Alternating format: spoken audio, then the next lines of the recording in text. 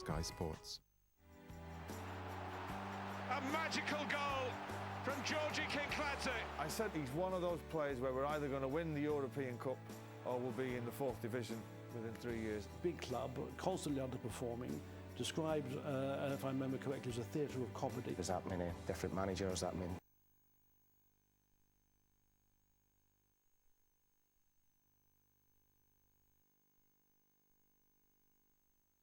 Going down into Division 2. My mindset was, we're going to bunk right back. We're going to do well, we're going to win 2 out of 3 games. The City ISIS was just when you think nothing can get worse, it usually did. You think, oh, here we go again, typical sort of City, we've got there and we're going to throw it away. Well, Manchester has become the party capital of Europe, it seems, but are these celebrations to involve the blue half of the city? It was going to be the most important game in the club's history. If the club was really going to progress, we had to win that game.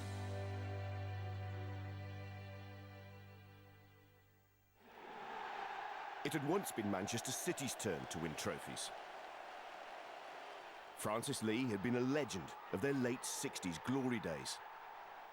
In the 90s, he returned as chairman to try to bring back the good times. When Francis Lee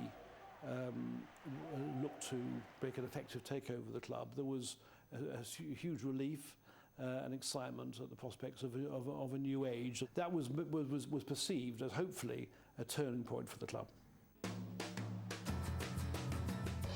With stellar names among their supporters and some sublime talent on the pitch, City briefly wore the mantle of a club on the up again. Kinkladze. You can feel the sense of expectation around the ground when he gets going, and boy, has he got going here! A magical goal from Georgi Kinkladze. I said words to the effect of, he's one of those players where we're either going to win the European Cup, as it was called then, or we'll be in the 4th division within 3 years. And as it happened, we were in the 3rd division within 2 years. So we're kind of right. For all its early promise, the era of Georgi Kinkladze at Manchester City would be one of disappointment and decline.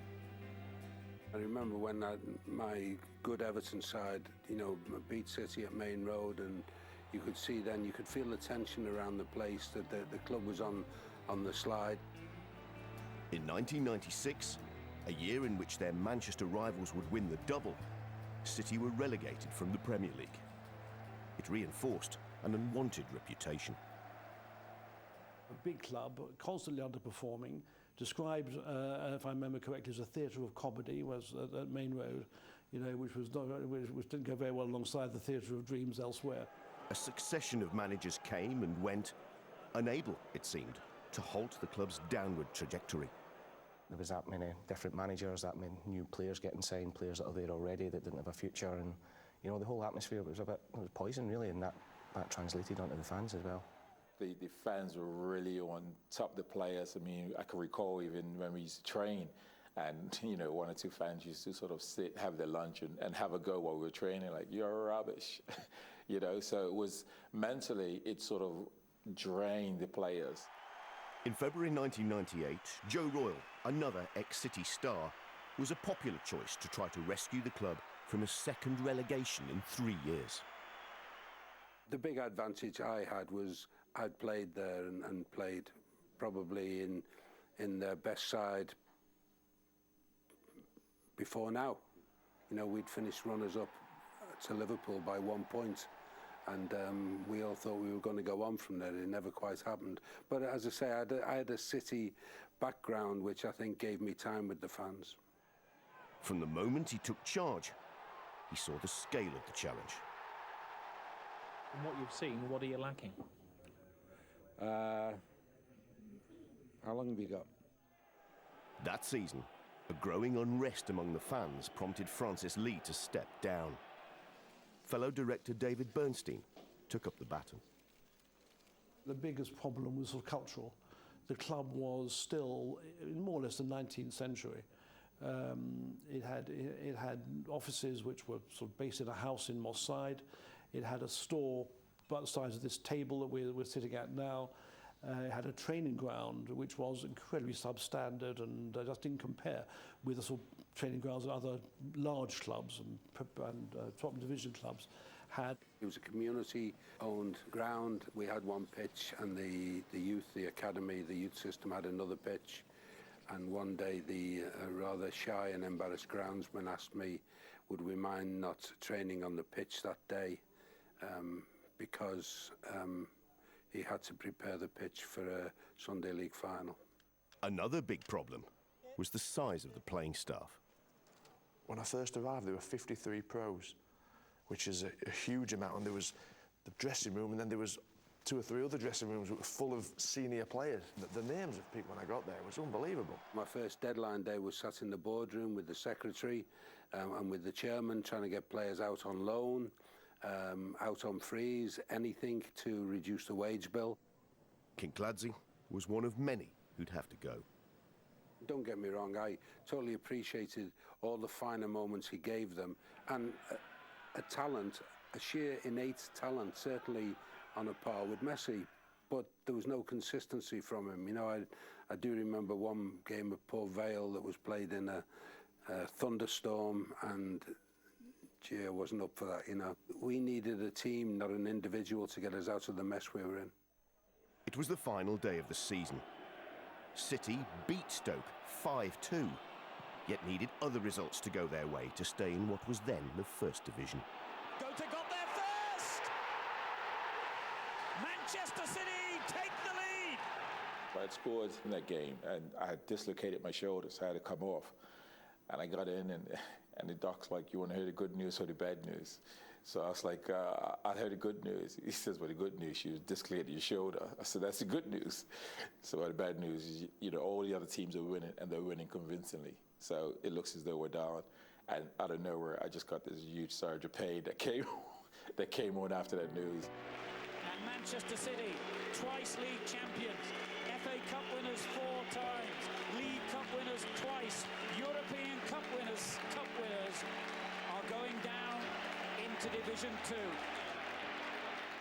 People talk about a losing culture. You know, I think it was more that the club and the players there were probably feeling somewhat sorry for themselves. You know, this can't happen to us, we're too good for this. From their Manchester rivals, City had never seemed further away. But at Main Road, they approached their first season in the 3rd tier as odds-on favourites for promotion. My mindset was, we're going to bounce right back. You know, we're going to do well. We're going to win 2 out of 3 games. I really had this I don't know, false illusion that we'd do not easy, but we'd be all right in terms of getting promoted straight away. Gates, which would average over 28,000 at Main Road that season, expected nothing less. We got into the first game against Blackpool. In the changing room, I was sort of thinking how the supporters going to be with us, and sort of how many people was going to turn up. And it was a red hot day, wasn't it? Yeah. When we went out and walking out Main Road, I know, but purely for myself to see, I think there was nearly 33,000 people there, you know, and that showed us that this was the season where we had to get back up. I think we felt that we had the support of the fans. There was huge, but if we failed and we stayed down there, that support could start to dissipate. That was really, really crucial. A win against Blackpool on the opening day was the start they wanted. But the early weeks of the season showed that it wouldn't be easy. Having beaten Blackpool and EI Adia were top of the league, all of a sudden there was a big reality check. The issue we got is it was everybody's cup final coming to Main Road. It was a big day out for everybody, and whenever we went anywhere, it was a full house, sort of Man City in town sort of thing, and everybody raised their game, and we found that difficult to cope with, particularly in the first few months of the season. It took us 3 or 4 months, you know, because every single game, whoever it was we were playing against, it was their biggest game of the season. 20 years on, Sean Gota still recalls how the players tried to handle the pressure. We actually used to warm up in a gym because the confidence was so low. And Will and Joe had decided, you know, these boys get booed when they warm up before a game. So if we got them feeling great on a Friday, tempo right, atmosphere right, and everything right about the game, going through your set pieces and your different bits, and then you come out and warm up, and lo and behold, you're getting booed in the warm up. this isn't good. The game hasn't even started. Willie's idea, wasn't it? Willie Donachie. Yeah. He was the assistant manager. So we used to get in a minibus at the main entrance at Main Road and go round to a little school that was round the back and play head tennis and do stretching in this little primary school. It worked for a while till the bus broke down on the way back one day. But I never went, because I used to warm, obviously the goalkeeper, had been in the gym with a furry ball or whatever. It was no good to me. So I remember that I'd obviously be out there warming up on my own, so it was very strange compared to an away game when obviously they'd be on the pitch. And then I would come in, get myself ready, then the lads would just suddenly appear off the back of the minibus. What's it like? Is it a stud? Is it wet? What? So they didn't, you know, the first time they actually see the grass. I hadn't even been out in the pitch yet. Yeah. So I always remember that, but yeah, and I think sometimes it got stuck because obviously it's coming back at sort of 20 to 3 or whatever, so it's quite close to the fan. You've got 28,030 fans there, and we're stuck in this minibus. But that night it broke down. We all had to actually get off and run back through the supporters to get it. You know, it was like, it's funny looking back. I myself personally then took on sports psychologists, and I think it didn't have helped me. It was brilliant for me in my career. And the funny thing about that was he was a City fan, and I'm sitting there thinking, do I really want to share with a City fan that I'm low on confidence? Because I think he may just say to me, yeah, I know you're rubbish anyway. So, it had been a difficult introduction to life in what is now League One. But for Manchester City, it was about to get tougher still.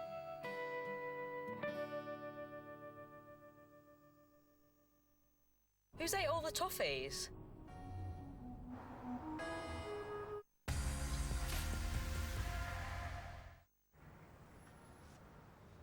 Life doesn't stand still.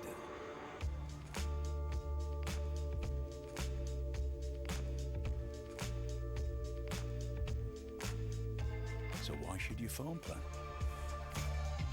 Get the Samsung Galaxy S10 Plus with ultra-wide lens and spread the cost between 3 and 36 months to lower your monthly bill. Search O2 Custom Plans. Phone plans that move with the rhythm of your life.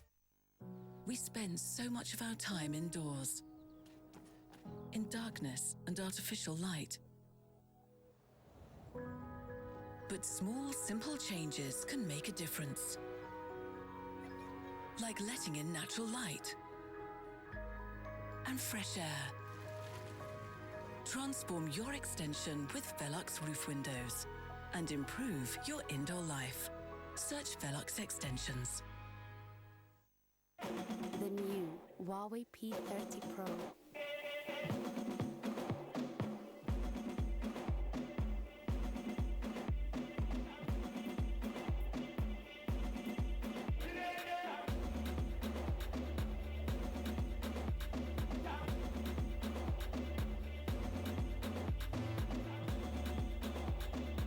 Rewrite the rules of photography. Huawei, make it possible. Got caught up in the beauty of the goal. Come on. Fair play, fair play. On. When Francis Lee looked to make an effective takeover of the club, there was a huge relief and excitement. People talk about a losing culture. You know, I think it was more that the club and the players there were probably feeling somewhat sorry for themselves. Well, the good news is this cleared your shoulder. Bad news is, you know, all the other teams are winning, and they're winning convincingly. So it looks as though we're down. Walking out Main Road to see, I think it was nearly 33,000 people there. That showed us that this was the season where we had to get back up.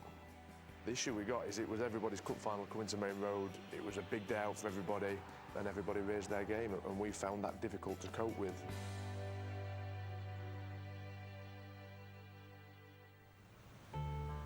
It was a sign of how far City had sunk by the 1998-99 season. Their local derby rivals were no longer Manchester United. They were Macclesfield Town. In September, they made their first trip to Moss Rose for a league game. My first memory of the game was all the temporary stands. They put a lot of temporary seating as if it was like a concert or something. That's, you know, obviously it only had a little ground. They could obviously make a lot of money with us coming. I just remember it was really windy and wet.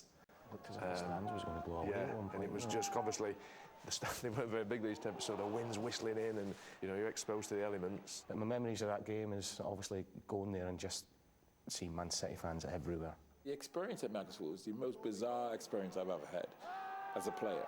At one point, I'm hearing, come on, go to, come on, keep it going.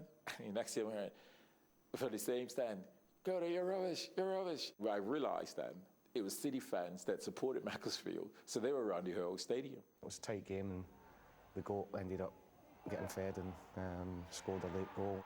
I ran into the crowd, which would have normally have been the Macclesfield home, but it was all City fans.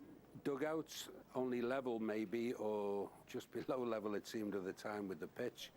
And I missed the goal that Sean Goater scored. I turned round, trying to get comfortable probably, and the next thing is I saw Sean typically running back to the halfway line. He'd scored, and it was an awful day. It was an awful pitch. They were typical of the conditions which City encountered as they tried to acclimatise to life in the third tier.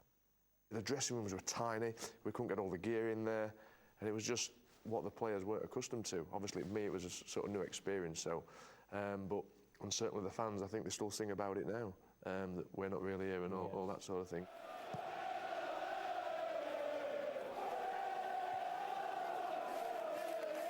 This great chant that the fans come up with, we're not really here.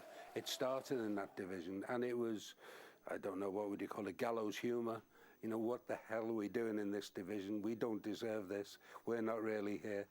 Within days of their trip to Moss Rose, City announced that they'd be leaving Main Road. They were moving into a stadium being built in the city for the 2002 Commonwealth Games. Without the new stadium, none of this stuff that's happened to City subsequently would have happened. I'm almost certain of that, because I think the investors, the new investors saw the city, the club, the fan base and the stadium as a great opportunity. On the pitch, their hopes of leaving the second division that season seemed to be receding. I distinctly remember a game against Lincoln away. That comes to memory because we lost the game and their fans had run on the field. Then, in that 5 to 10 minutes of their fans running on the field, that's when it hit me, that how huge it is to beat Man City. I'm credited or discredited with the phrase Cityitis, and Cityitis was that just when you think nothing can get worse, it usually did. The low point arrived in December. A 2-1 defeat at York left City lying 12th in the table, the lowest league position in their history. It was almost, that's as low as you can go, and you know, it was touch and go if we'd make the playoffs at that sort of point. We'd had to put some run together to make the playoffs. I was actually suspended for the York game, and then I remember the result coming in, and I was sitting at home just thinking, we might have blown it, you know, and all the expectation, and for all the talk of in the change room and everybody saying that we've got to get back up, we want to get back up, you know, that was a big reality check for everybody, I think, that York game. 3 days after Christmas, they were at home to Stoke City. The manager's programme notes exposed the growing frustration between the team and the fans. We got booed off at half-time, probably rightly so as well, you know, 1-0 down. And for some reason, it all kicked off. It all escalated at half-time, and a lot of things were said, quite heated, people squaring up to one another. Very heated. Both staff and players. And then once the dust sort of settled and Joe sort of got us reorganised, and we went out second half and Paul equalised, and then Gav Taylor scored, and it was a brilliant second half performance, and we sort of went strength to strength from there. I always remember Joe and Willie saying at half-time, he said, I've all got the answers in here. Go out there and do it and show them. And I think everybody then went out, not the second half, and we blew Stoke away, and we didn't look back after that. That was the moment, because from then on our results improved and we began to get that momentum that was so important to us. And frankly, we've had that momentum now, by and large, for 20 years. A revitalised City would win 15 of their remaining 24 games to mount a serious challenge for promotion. When we got a little bit more stability around us, I always thought there was more to come from us. Andy Morrison is seen as a little bit of a saviour that way. Scored on his debut, scored in his second game. He was a talisman, he was a leader on the pitch, and he was a voice in the dressing room, you know. And it's great to see him now, you know, he is recognised by the fans for his 30-odd games that he played, that he was a major figure in the turnaround. A playoff place secured, they travelled to Wigan. where it looked like things might still go wrong. I don't think a Wigan player would touch the ball until, I think it was Stuart Barlow. He nipped in, scored. So after sort of 20 seconds, 30 seconds, whatever it was, you're thinking, oh, here we go again. Typical sort of City. We've got there and we're going to throw it away. I'm sat next to the chairman, David Bernstein, and I swear he turned white. I probably did turn white. And I remember Joe, he was sitting next to me, and he turned to me and said, would you like us to have some sweets? Would you like a chewing gum or something, David? Very calm. But we managed to come out of there with a 1-1. Dickie got us out of trouble. Wasn't the first time. Not for the first time. Yeah. I know. He got us out of trouble, and it was back to Main Road. In a tense second leg, City scraped through, thanks to Sean Gota. I think everyone sort of remembers my goals against United. But I think if we don't get into that final, who knows? So in terms of importance, it's probably my most important goal. He'd scored 21 goals that season. It had been a personal triumph for the striker. For me, it was the journey of winning the fans over, being a top goal scorer in the difficult times. I think all that culminates in why there's a unique bond with me and the fans. And, you know, if I don't score those goals, you know, I don't win them over. It was a unique achievement. With the dramatic late comeback in the Champions League final, United had won the treble. At Wembley 4 days later, would the blue half of Manchester have something to celebrate? It's a one-off game and it can go anywhere, but at least we're not going to get relegated anyway, that's the main thing. The need to beat Gillingham that afternoon could not be downplayed. I felt before it started it was going to be the most important game in the club's history. If the club was really going to progress, we had to win that game. But as the game reached the closing stages, it wasn't going to plan. With 4 minutes to go, City looked destined to fail. I'm looking at this giant scoreboard with Gillingham 2, Manchester City 0, and I'm thinking, what the hell are we going to do next year? I just remember when the second goal went in, what Man United had done a few nights ago. If we could get one, then give ourselves half a chance. Manchester City have given themselves some late hope here through the goal from Horlock. At the time, I'm thinking, consolation. But I think the real defining moment is when they put up injury time for 5 minutes, and there was a huge roar. We got this huge surge of, I don't know, energy and desire. Come on! It came deep into stoppage time. One of City's iconic moments. City here looking for an opening. It's Dickoff again! Can you believe it? The bizarre thing for me is it wasn't even a goal that won us the game. It just got us back into the game. Got us back into the game, and don't get it. I'm honoured to have. But it's talked about like a winner. Yes, it is. The goal, I feel it's talked about like a winner. Penalties would decide. The stage was set for City's young keeper, Nicky Weaver, to be a hero. First, he guessed right to deny Paul Smith. With his effort, Paul Dickoff would be desperately unlucky. Unbelievable, and Dickoff can't believe it. But after Gillingham had missed 2 of their first 3 kicks, Richard Edgehill put City on the brink of success. I remember saying to the linesman, you know, if I save this, is that it? And he said, yeah. I said, are you sure? He said, yeah.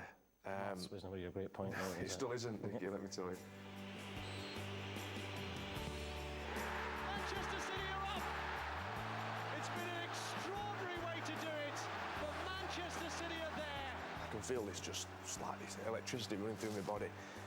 So I sort of didn't want it to end, so I thought, well, I'll go for a little run. So it was just unbelievable, and it was sort of, I think the overriding emotion was just relief, because we'd sort of done it, and the way we'd done it, we'd sort of come back from the dead, and it was just typical sort of City, wasn't it, that year, and yeah, it was I can't believe it's sort of almost 20 years.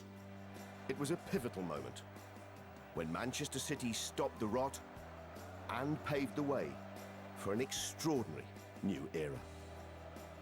I've been lucky enough more recently to represent the club, and not just here in Manchester but around the world. And I'm getting there and I'm actually thinking to myself, how much are they going to know about football? How much are they going to know about Manchester City? Are they going to have a clue who I am and where I'm going? And it's the first thing that they talk about is that game. As fans, they know it's huge. As former players, we know it's huge. And we now just sit in a time and a space where we're just, loving the football and thinking, yeah, we played a part. We played a part in this journey.